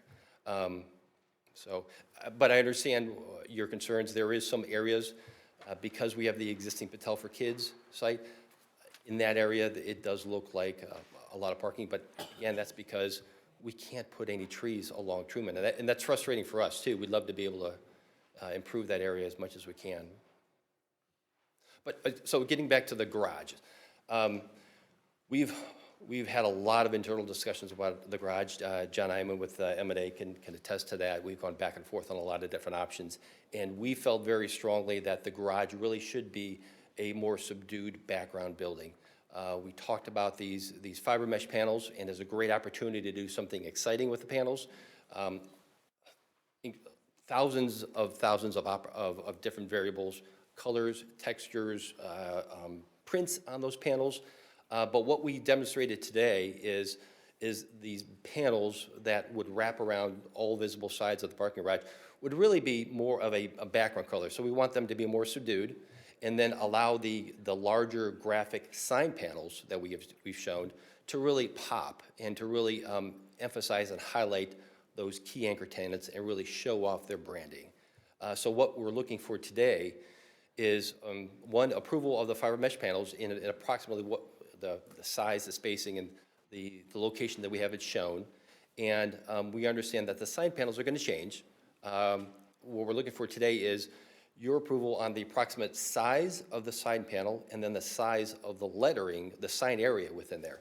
And I apologize, I just sent this to John and Carson this afternoon, but we've identified those areas within the sign panel. So that's kind of what we're looking for. And we'd come back to you once we're able to show the proper branding of those sign panels, what those could look like, and they may change, the location may change. We're open to talk about the size, the location of those sign panels within the building, but we think that's a great way to, again, help articulate this big building, because it is a big building. So using the panels to give us some relief in depth and maybe changes in height will help start to break up that facade as much as we can. And again, the fiber mesh panels, if you haven't seen it, there's so many different options that you have. So we're just kind of scratching the surface of what we can do with those. Pardon me. I appreciate your comments, and like I said, just having seen this tonight, it was just kind of a instinct or gut reaction as to what maybe the Hilliard Public Arts Commission could maybe assist in some of this. But I respect the fact that you're trying to accommodate the interests of your major tenants and so forth. So, that's from your business standpoint, I certainly respect that. I think it might be beneficial for the community to be able to have some input in what the final design looked like, or how it appears and so forth. But certainly respecting the fact that you've got big tenants that you have to, they need to be able to, if they're going to spend this kind of, put this kind of investment in, they need to have something that's gets them their name recognition or whatever you want to call it. But I also appreciate the fact that you mentioned about public art. I could see a number of places there where public art throughout in your small parks and walkways or whatever would be could input from our commission might be able to enhance that and so forth. So thank you for listening. I don't know that we need to get in all these details, because as you said, there's a lot of things that you haven't, this is conceptual, what we're doing tonight, so, but I appreciate your willingness to look at that. But he is looking for some direction, and I think the signs that you showed on there, I think they break up that building pretty nicely, and if it's done right, I think I agree. it could look pretty cool. I'd rather look at a sign than a parking garage, and I like that they're not even with each other. I do. Yeah, good point. I kind of like the way it's laid out. Yeah. So, Are these lit up? Yes, so there's a couple different options. We could backlight it from the back, or we could light it from the front. If we light it from the front, they could really start to highlight some of the depth that we're trying to create and give us some nice shadow lines. So, but yes, just the sign panels would be illuminated in some fashion. Any other questions for the applicant right now? Yes. When I talked about differentiating the parking, do you guys know how you're going to do that? We are not. Good question. The only differentiation we're going to make is in the south parking garage.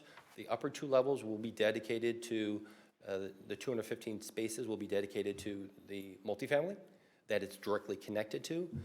Those are the only parking spaces that are going to be controlled. All the other spaces are going to be fairly freely open. Both garages are intended to be public garages. So the parking study is a pretty in-depth study. There is a lot of parking. There is a pretty significant parking requirement that we have for our tenants that will exceed the minimum requirements by the city. That's why the garages grew the way they did. But we also have a significant amount of shared parking. So when office users are there, they're going to occupy a lot of the spaces. They leave, it'll be replaced by the retail and the restaurant spaces. And so we've got about a 30%, I think we're maxed out at about 30% of shared spaces that'll be shared 50-50. That's about, I think, over 600 spaces that are shared. And the rest are going to be allocated to the multifamily, to the commercial, to the restaurant, to the retail spaces. Are you expecting a lot of retail during the regular business day? Like, are all the employees going to fill the retail spots during the day? Sure hope so. So we're still working through the tenant allocation, but there are going to be some tenants that will be occupied during the morning hours, coffee shops and breakfast type places that'll be open and operating in the mornings and afternoons. There'll be your traditional retail tenants that'll be open, from 8 to 8, and then there are going to be those key restaurant breweries that are going to be open later in the evening. Yeah, I don't have a question. I just have a general comment. When you came through a few months ago, I really thought this was a great-looking use, location, and design. I wish we had 4 or 5 of these along 270, but if I go into that conversation, I get in trouble all over again. I've shared this with this site, with other people in the community. They do like it. It's a good look. I kind of wish we could extend it more north and south and kind of fill that 270 corridor in. But there's a lot of small detail that goes with a big site. So the more you work with staff and planning and zoning, especially on the signs, I think we're going to get a better quality product out of something which right now, in my opinion, looks very good. Great. So kudos to you, sir.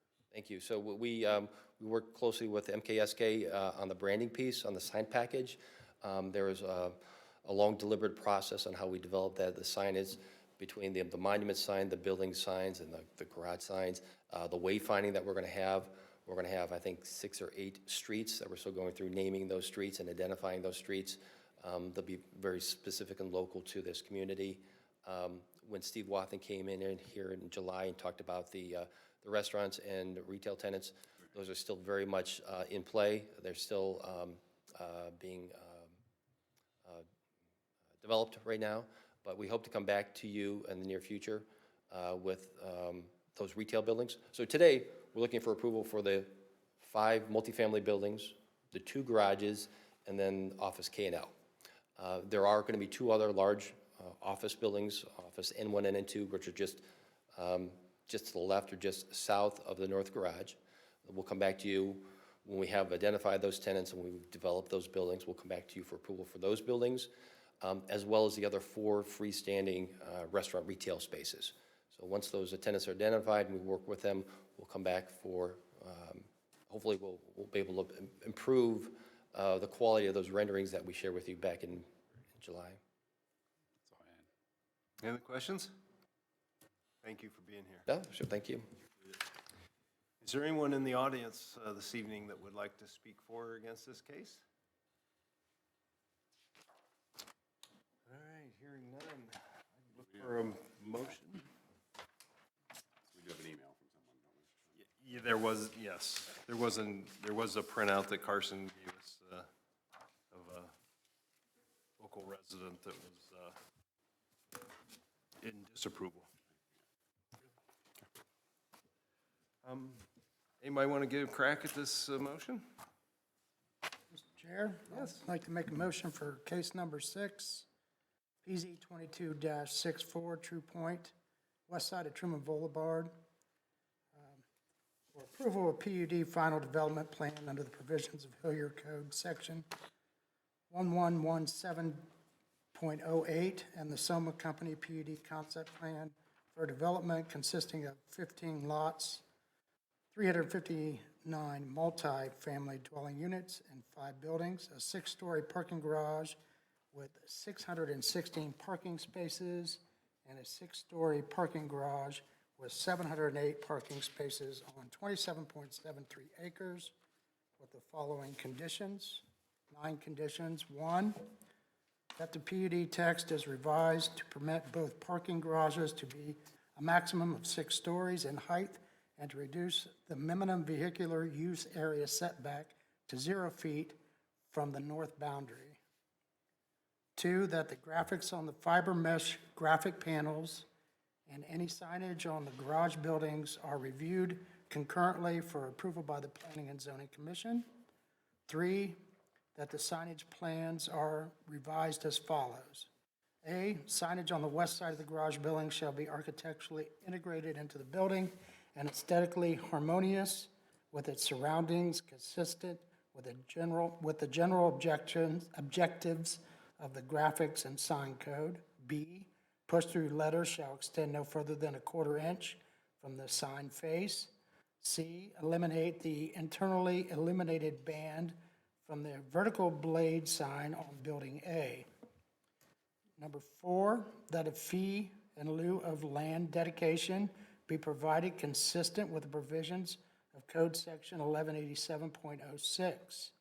5, that the plans are revised to show the multi-use path will be located along the site perimeter to be counted as a recreational amenity for the overall development. 6, that the plans be revised to show 697 caliper inches of replacement trees will be provided. 7, that the building elevation drawings showing all the rooftop mechanical units will be screened to the full height of the unit consistent with provisions of the PUD text to be submitted with the building permit application. 8, that cross-access easements between the site and the adjacent property to the north are recorded, subject to the approval of the law director. And 9, that emergency vehicle access shall meet the requirements of Norwich Township Fire Department. Thank you, Eric. Very good. I'll second the motion, Mr. Chairman. Thank you. Very good. Vice Chair Schneck? Yes. Mr. Panet? Yes. Chairman Muther? Yes. Mr. Louie? Yes. Mr. Gutnick? Yes. Mr. Utley? Yes. Motion passes. Thank you. Thanks for coming in tonight. Moving on to case 7, PZ-22-65, the Paint Shop Nail Studio, located at 4227 Avery Road, Suite A, for review and approval of a sign variance under the provisions of Hilliard Code Section 1129.08 to increase the permitted number of colors for a 24-square-foot tenant sign panel. So this is another sign request for the Paint Shop Nail Studio. We're looking at the gas station and multi-use building at the corner of Avery and Dexter. Tenant space, there's actually 2 tenant spaces in the southern half of the building. One would be for this particular use. They're looking for approval. If we can get this to work, for a panel or a wall sign, a panel that would be placed above the main entrance for the two southern tenant spaces. So this would be for Suite A. Previously, this was, had a tenant panel for the Faith Driving School. You can see on the screen what's proposed, so it would replace the existing panel in terms of the size. So really, we're just looking at a slight variance for the number of colors. Code allows 4. Given their logo for this, there's variations of the color because of the paint splotches. So we're simply asking for a variance to that to accommodate this particular logo. Staff finds the proposed sign package is generally consistent with the intent of the code. The variance is minimal and it will not be detrimental to the surrounding property owners. So based on that, staff finds that should recommend approval with the 4 conditions that are noted in the staff report and on the screen. Any questions, staff? Is this lit up?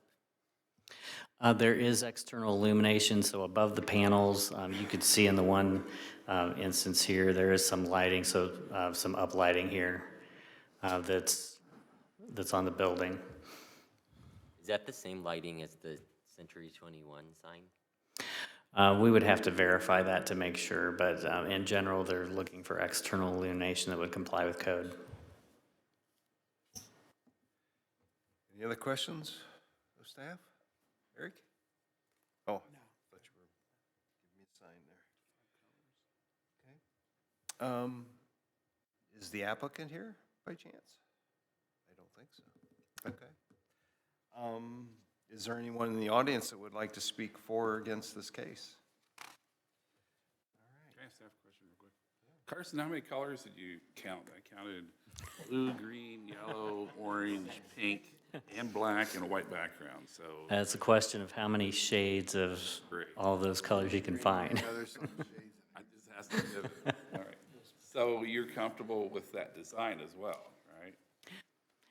Given that that's their logo, it is quite a distance off the street. It's a small panel. That's why we have in the condition that, if this panel is replaced, that the variants go away with this particular request. That's their look, okay. Sure, I can go with that.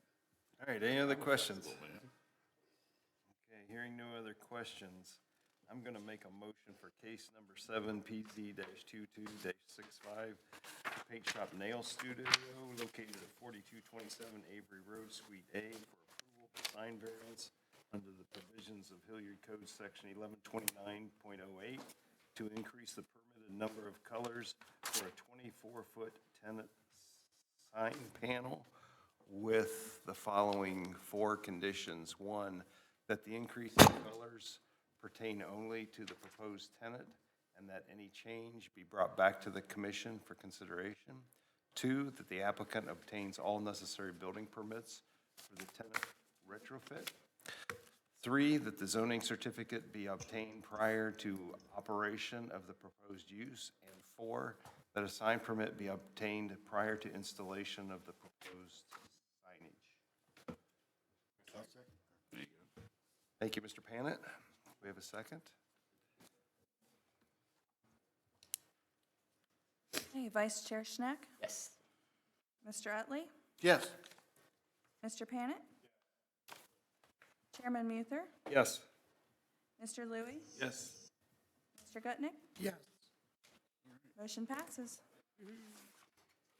Okay, does anybody on this group have any discussion items they'd like to do this evening? Okay. You better stay tomorrow, follow that. My own son. Yep. Okay. See, the tree commission's been busy down the Avery Road and putting new trees in everywhere. They look good. Yeah, on Hilliard Road too. The only thing I want to talk about during the chairman's communication is Dr. Hale approached me earlier before the meeting and wanted to discuss Stuff. I guess future pay. Yeah, so it was brought before council a couple months ago, I think over the summer, kind of considering all the different panels and that we have in this, in Hilliard, kind of the salary discrepancies between them, and then what it looks like on the other surrounding cities. And so it was brought up that a lot of the other committees for other cities aren't paid. They're volunteer positions. And so we look back on why, why we were paying in the first place, and I guess some of the things that, we just didn't have a lot of people applying at the time, and so they offered reimbursement for these positions. But since then, more committees have been formed, and they're not getting salaries, and so they're just purely volunteer. So there is kind of a big, discrepancy. And so the vote came up to council, I believe at our last meeting, what to do with the current committees. And based on the surrounding cities not receiving reimbursement, there was a vote to end salaries or continue salaries through June of this year. There's a lot of different, would we stop salaries just January 1st? Would we stop the new people coming on from getting salaries and then continue the salaries for the people that were already on? And there just didn't seem to be a good, equitable, consistent way to do this. So you guys are all very, very important, and we appreciate you so much, and we really, really hope that you'll continue to serve. And you can feel free to ask me questions. I don't know if I have all the answers. What I thought I just heard you say was that pay June of this year. Yes. That's already passed. Next year. Oh, sorry, this coming year, this coming June, sorry. All right. No, I'm sorry, you have to give back your salary. Okay.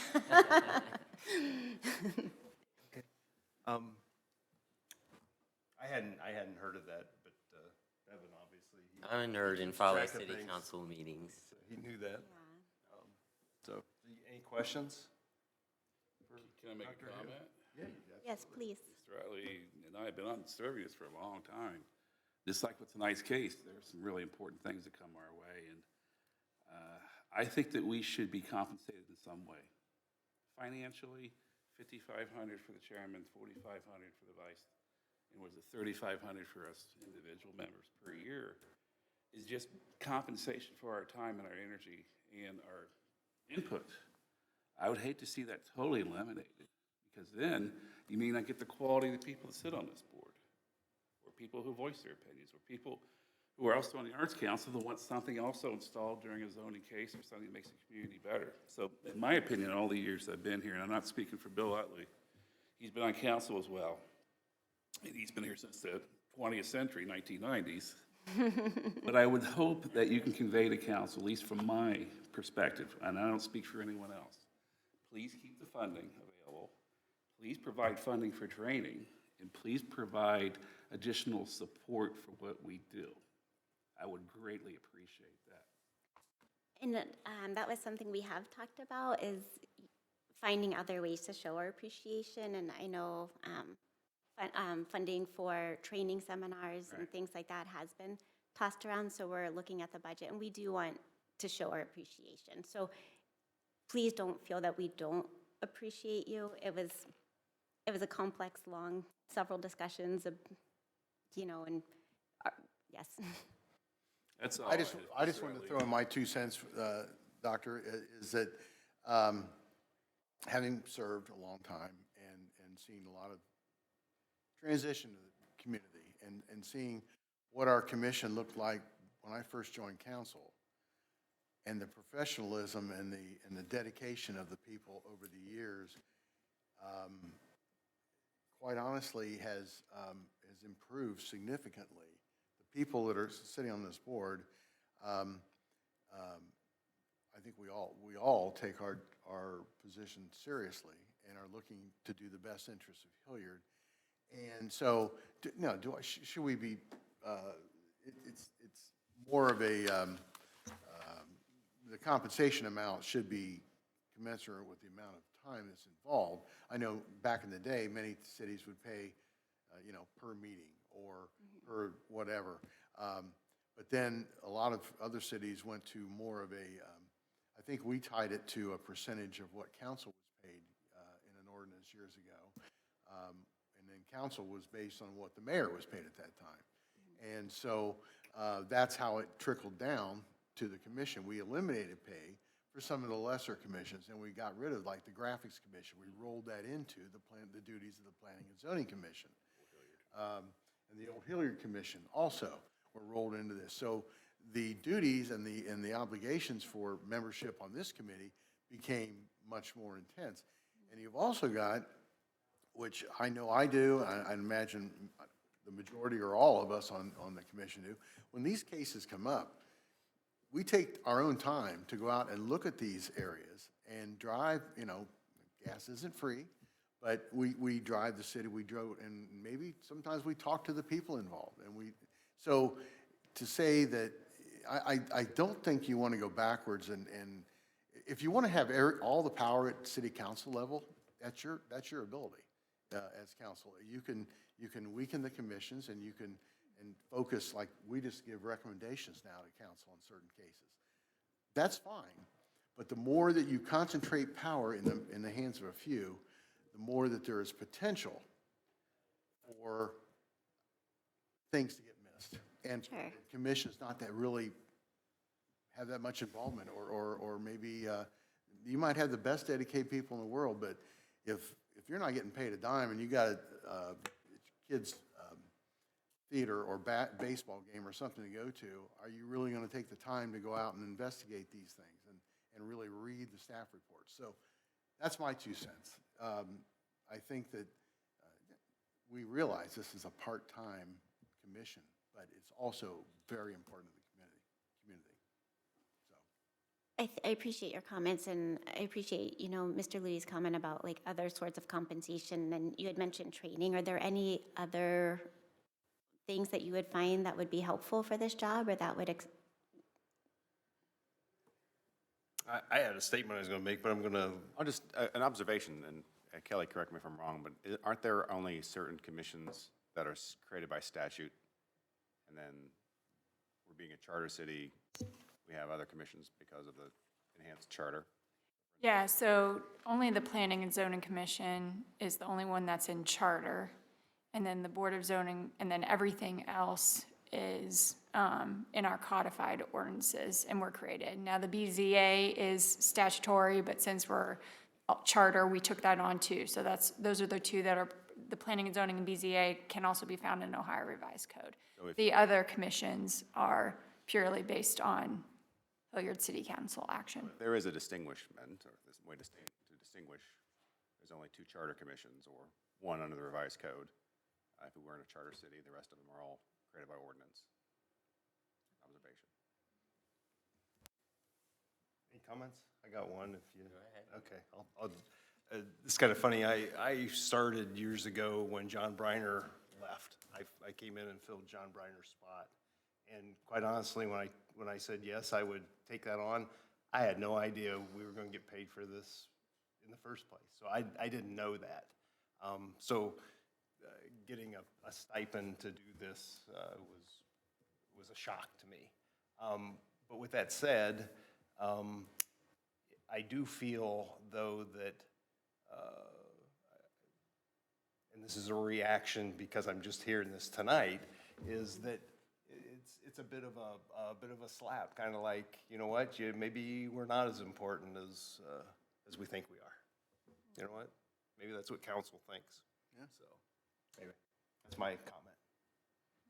I never, I don't do this for the money. But it does give me the feeling that council doesn't necessarily, yeah. So anyway.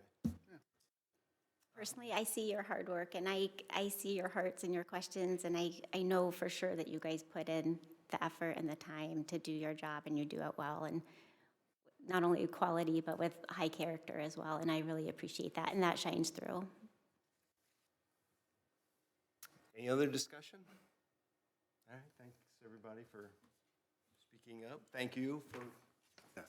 Yeah, I'm Is there anything sorry tonight that- you're hearing this for the first time. I thought there was going to be an email that had gone out from prior, but I wanted you to know, and I didn't want to drag it out any further. I will point out that they haven't passed the budget yet. Yes. Correct. Yeah, I'll make one comment. It's very selfish. I retired from the Department of Transportation, and working both jobs, I actually enhanced my retirement by being here and being there. That said, I don't know how it's going to ultimately work out, but because I work here, I don't get my sick dollars benefits, basically. My dollars that were supposed to be coming to me because I'm retired I think they go into an escrow account. I don't even know because I can't see it. So my only point would be, and it's, again, clearly selfish, it's almost like for me, payment-wise, it's all or nothing. If you pay me, I guess I'll stay. If you don't pay me, I'll probably stay. But don't pay us like next to nothing, because actually, for me, I would definitely leave at that point, because it's worth staying now-ish, but definitely wouldn't be worth staying. It was like $100 a month or something minimal like that, because then it would still be public employment, right? I wouldn't be able to collect my sick time or my sick dollars, or not sick, I guess medical dollars, yeah. Okay. So it's weird, and I don't know anybody else in that situation, but I was curious when it happened to me. It is what it is. And no, we're not asking for a pay raise. We've never asked for a pay raise. No, really, I mean that with all straight face. We've never asked for a pay raise. It's been granted because of council, how much they make, based on how much the mayor makes and the population and the mathematical formulas. I've asked for training, and I've asked for even DVDs and websites and videos and Dayton. There's a seminar in Dayton coming up, Little Miami Valley, which is the best in the state of Ohio, every December. And I get ignored, and I get frustrated. And I've talked to council, and they nod their heads and say, yes, I kind of agree with you, but that subcommittee, they can't get past A, B, and C people, you know. So I look at it a little differently. You know, I speak out, as you know, and I think our voices are tremendously important. I hope that they maintain their importance. But to be compensated with $1 a year, I don't know if I would want to come back. 6 of us our terms expire this time next year, 6 of us. Council has to think about that too. Here's your reward, $1 a year. So I'll just shut up because my mouth gets me in trouble, as everybody knows. Well, I know you'll probably, I'm taught this, if I see something, I'm going to call it out. And I'm calling this one out. Please eliminate that, please. If you can do that, Doctor, I'd appreciate that. you guys can call me Peggy. But Peggy, please. I hear you, and again, I've I'm never only asked for one anything. person, you know, but I'll bring your comments back. Is that something that's already been, Kelly, do you know if, is that already been voted on, or is that part of the budget? I thought it was voted. it was voted on, however, the budget has not passed because you have second reading of the operating budget, which covers funding for everything within the city for 2023. So, I'm done. Before I get in trouble. We done? All right, I don't think we, Can I say one more thing? yes. As you process this, I know this is obviously new to most people here. Feel free to email me. I'm just phale, and then at hilliardohio.gov, whatever. But feel free to email me, and I can pass on your suggestions or reply to you directly.